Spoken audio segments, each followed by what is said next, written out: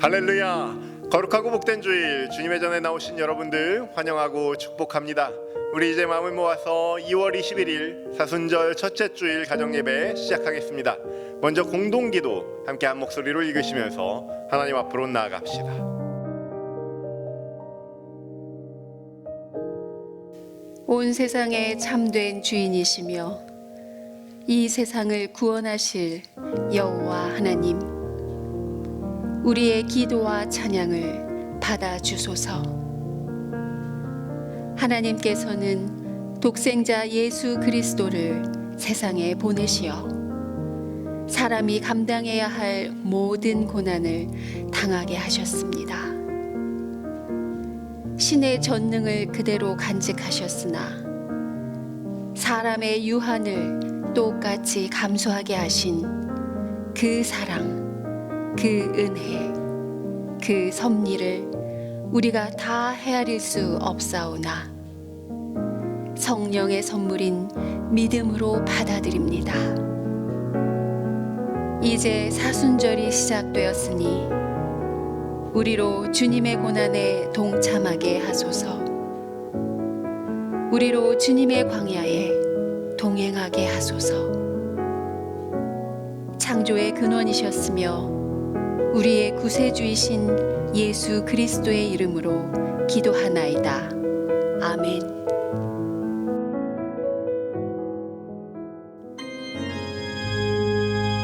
우리 함께 찬송가 91장 슬픈 마음 있는 사람 함께 찬양합시다.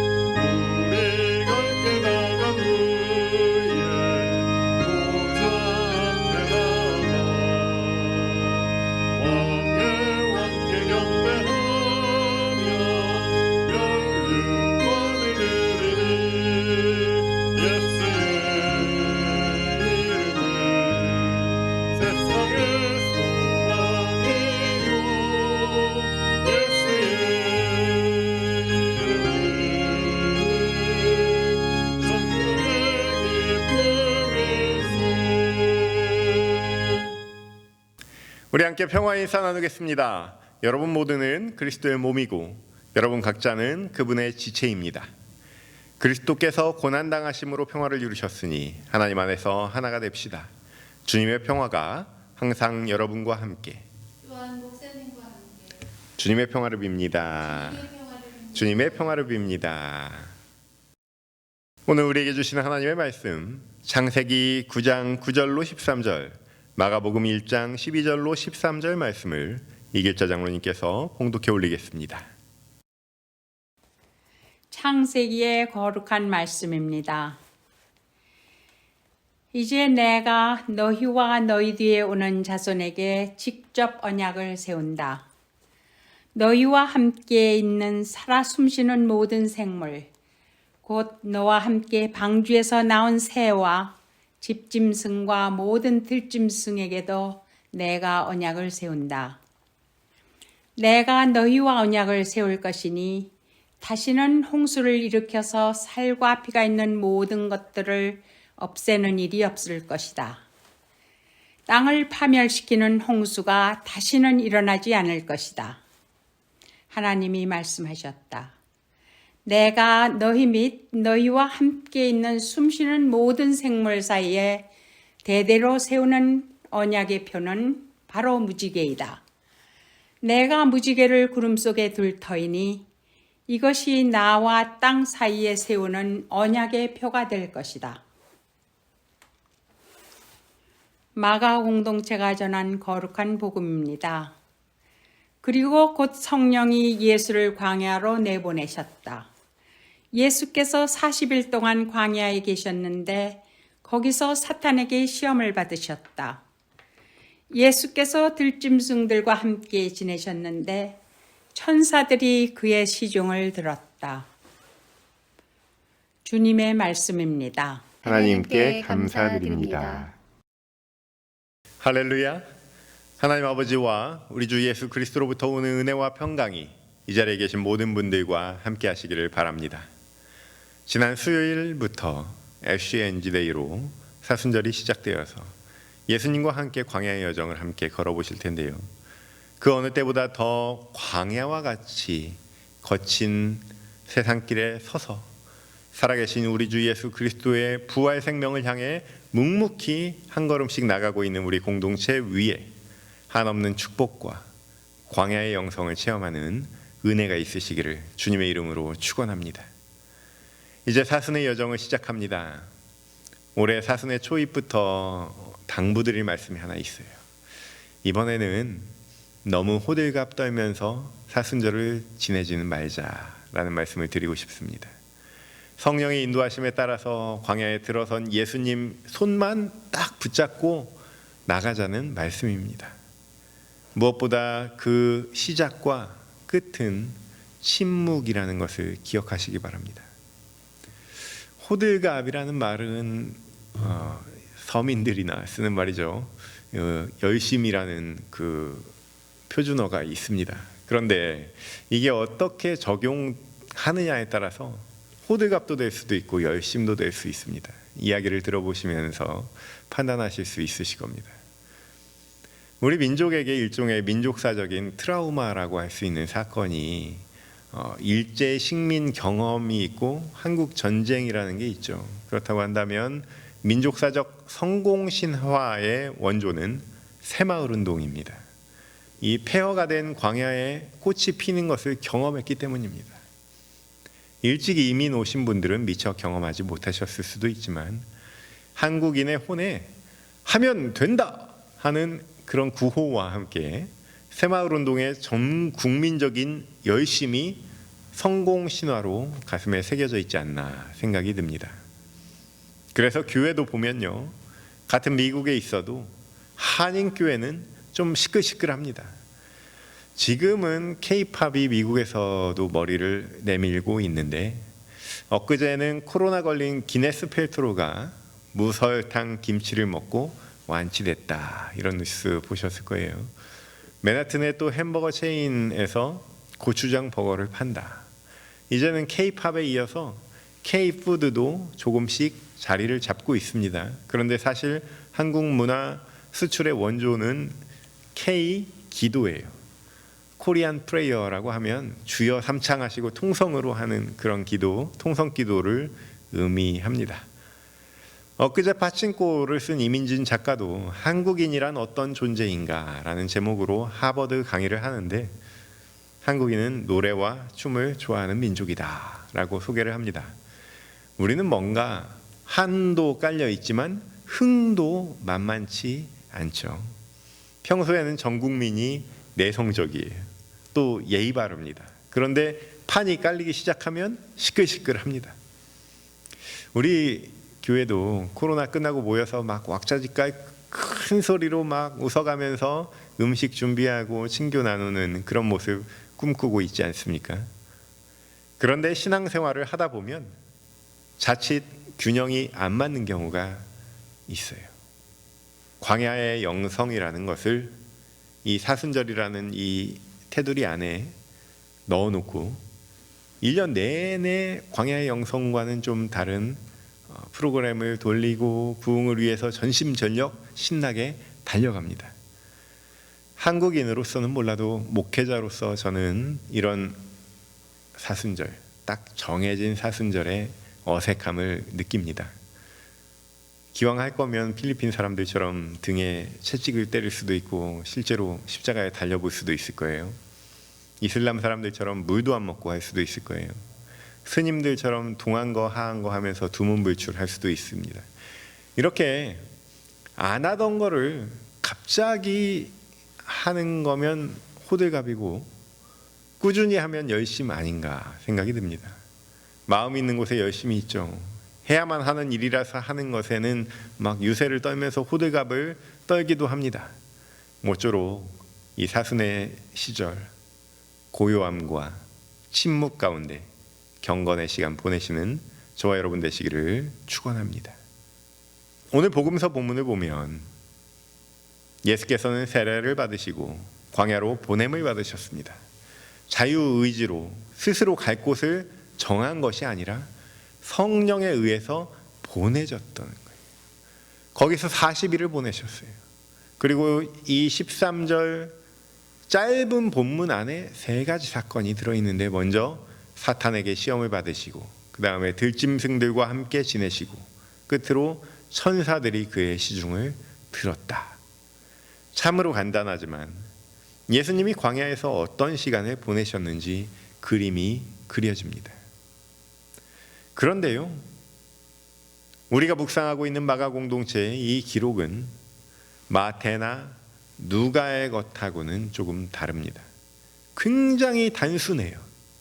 뭐 돌을 빵으로 만들라거나 높은 데서 뛰어내리라거나 사탄에게 절을 해보라거나 하는 그런 시험이 없습니다. 주인공이신 우리 예수님을 중심으로 보면 아무 말이 없는 거예요. 그저 침묵만 존재합니다. 이 광야의 뜨거운 햇살과 바람결은 느껴져도 어떤 대화는 없는 거예요. 그래서 이 마가 공동체의 고백이 어쩌면 가장 진정성 있게 느껴지는지도 모르겠습니다. 그러나 신기하게도 이 짧은 본문을 곱씹어서 읽다 보니 에덴 동산이 떠오르더라고요. 실제로 1세기 유대인들은 이 고백을 들으면서 광야라는 공간이 에덴 동산을 상징한다고 생각했을 거라고 성서학자들은 추정합니다. 참 생소하지 않습니까? 저는 오늘 교회력 복음서 본문이 딱 2절이에요. 그래서 너무 짧아서 이 짧은 내용을 가지고 어떻게 이 사순을 시작할까 기도하면서 마치 칡뿌리 씹듯이 오랫동안 씹어보다가 에덴 동산이 떠올랐는데, 그래도 광야하고 에덴 동산하고는 너무 다르지 않습니까? 그래도 뭔가 이유가 있을 테니 함께 따라와 보시기 바랍니다. 우리가 창세기로 돌아가서 에덴 동산을 떠올려 보면요, 하나님의 새로운 창조 질서가 운행하는 에덴 동산에도 오늘 우리가 함께 묵상한 광야와 같이 3가지 사건이 묘사되고 있는 것을 알 수 있습니다. 거기에도 사탄의 시험이 있었습니다. 에덴 동산에서도 들짐승들과 함께 거하면서 그들에게 이름을 지어줬습니다. 또 아담과 하와가 범죄하여 에덴 동산에서 쫓겨나던 때 생명나무로 이르는 길 또한 천사들이 지켰습니다. 하나님께 쫓겨난 첫사람 아담과 하와는 에덴 동산에서 나올 수밖에 없었어요. 쫓겨난 거예요. 반면에 세례를 받고 성령의 인도하심에 따라 광야로 몰려나신, 오늘 본문에는 내보내셨다, 성령께서 내보내셨다라고 했지만 헬라어 원어로 봤을 때는 내보낸 것보다는 몰아내신지라 라는 번역이 더 자연스럽습니다. 그렇게 광야로 몰려나신 예수 그리스도는 하나님의 창조 질서를 회복하는 원형이라고 할 수 있습니다. 극과 극처럼 대비되는 에덴 동산과 광야지만 예수께서 그곳으로 다시 보냄 받으심으로 광야는 존재론적으로 전혀 새로운 장소가 됩니다.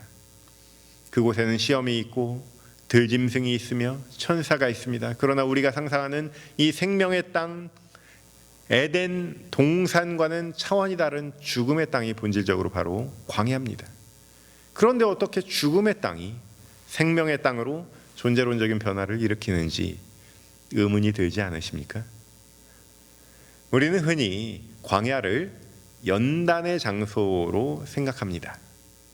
광야의 시험을 이겨내시고 비로소 복음을 선포하신 예수의 길을 따르고자 우리도 광야로 향합니다.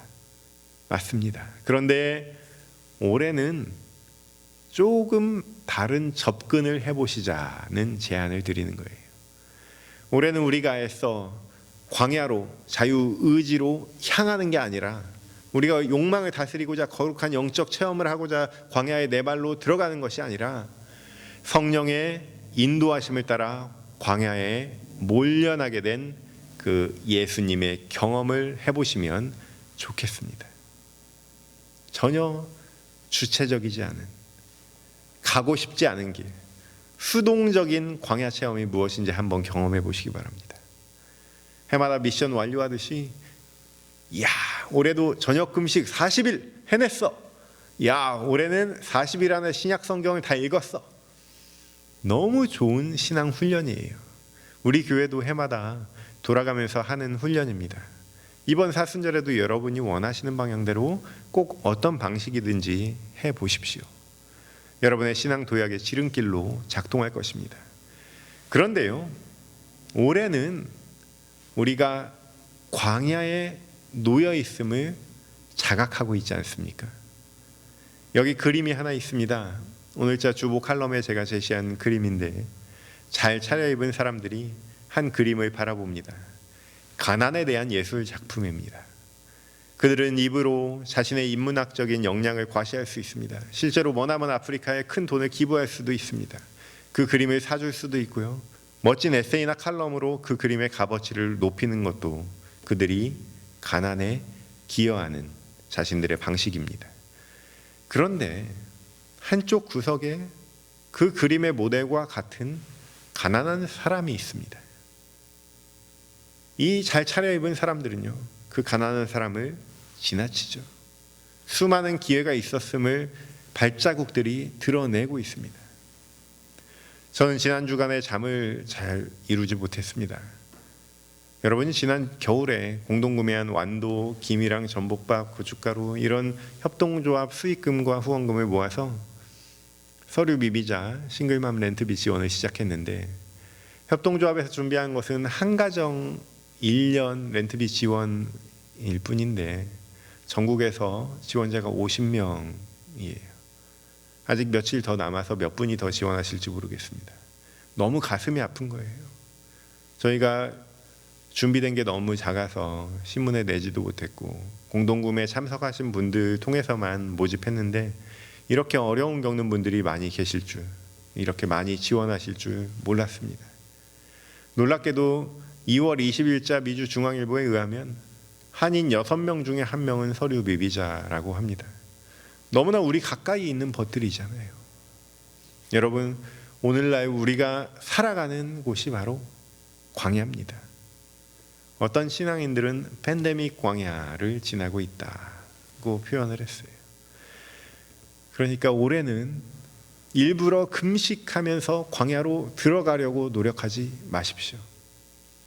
내 발로 들어가는 광야가 아니라 성령님이 보내시는, 성령이 보내시는 대로 보냄받는 그런 사순절 되시기를 바랍니다. 내 내면만을 위해서가 아니라 광야와 같은 세상에도 성령님의 의해서 한번 몰려나 보십시오. 우리의 초점은 다만 예수입니다. 메마른 광야도 우리 예수님과 함께라면 생명이 구원받는 창조의 땅이 되는 줄로 믿습니다. 내 환경이 광야냐 에덴 동산이냐가 아니라 예수께서 나와 함께 계시냐를 보시고 예수님과 친밀하게 동행하시는 그런 사순절 되시기를 주님의 이름으로 축원합니다. 이제 말씀을 맺습니다. 창세기 본문에 보면 노아 이야기가 나오는데요. 또 다른 광야를 의미하는 방주가 나옵니다. 방주는 굉장히 수동적인 이동 수단이죠. 차마 이동 수단이라고 할 수도 없습니다.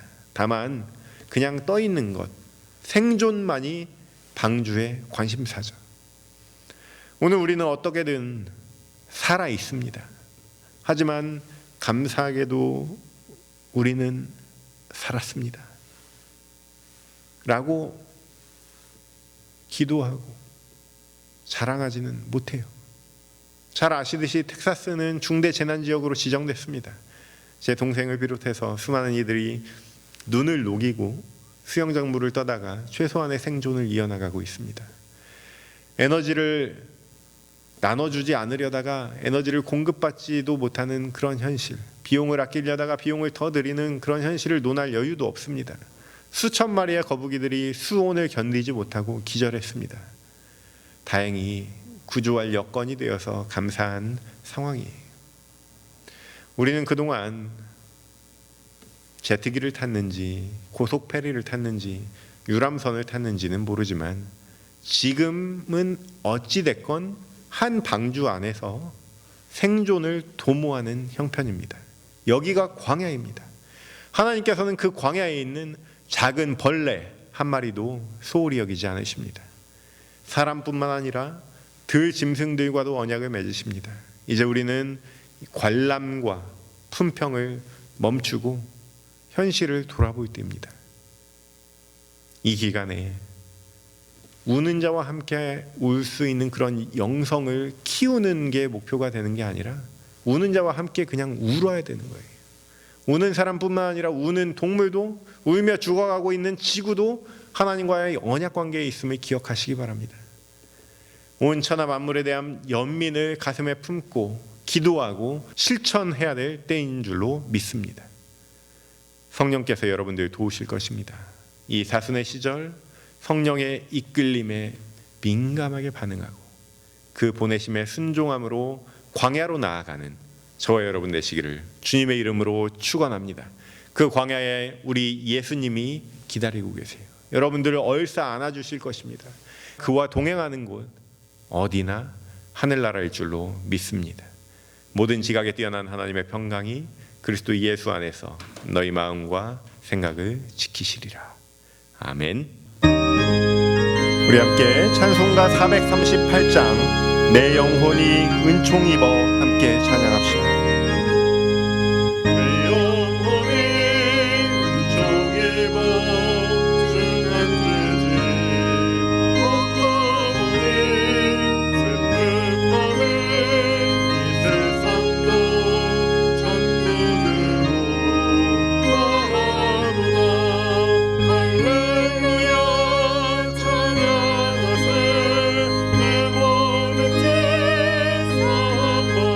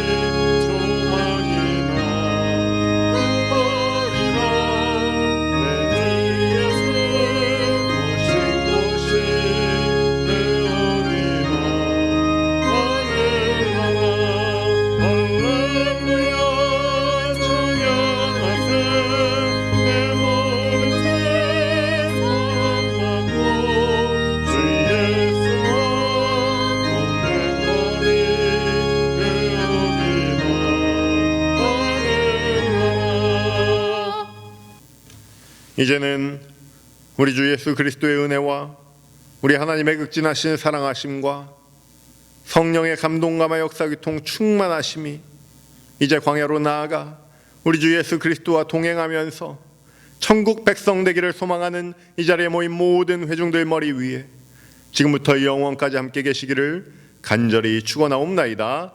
아멘.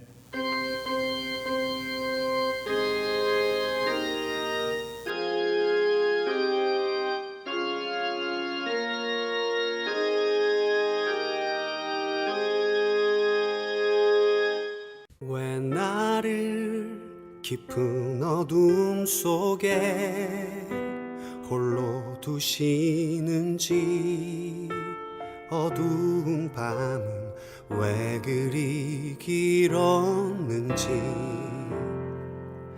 나를 고독하게, 나를 낮아지게, 세상 어디도 기댈 곳이 없게 하셨네.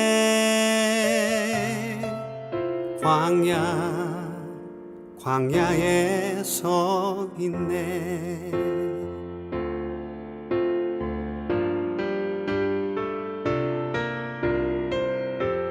주님만 내 도움이 되시고, 주님만 내 빛이 되시는, 주님만 내 친구 되시는 광야. 주님 손 놓고는 단 하루도 살 수 없는 곳, 광야에 서 있네.